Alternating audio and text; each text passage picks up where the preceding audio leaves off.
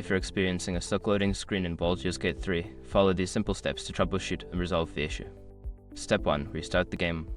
Close Baldur's Gate 3 completely and restart it. Sometimes, a simple restart can resolve temporary glitches that cause loading issues. Step 2. Check for updates. Ensure that both the game and your gaming platform Steam, GOG, etc. are up to date. Developers often release patches to fix bugs, including loading problems.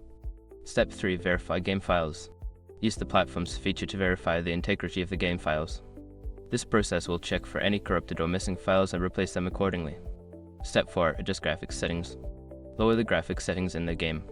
High settings can sometimes cause performance issues, leading to loading problems. Try running the game on lower settings to see if it helps. Step 5. Reinstall the game. If all else fails, uninstall and then reinstall Baldur's Gate 3. This can resolve deeper issues that may not be fixed by the previous steps.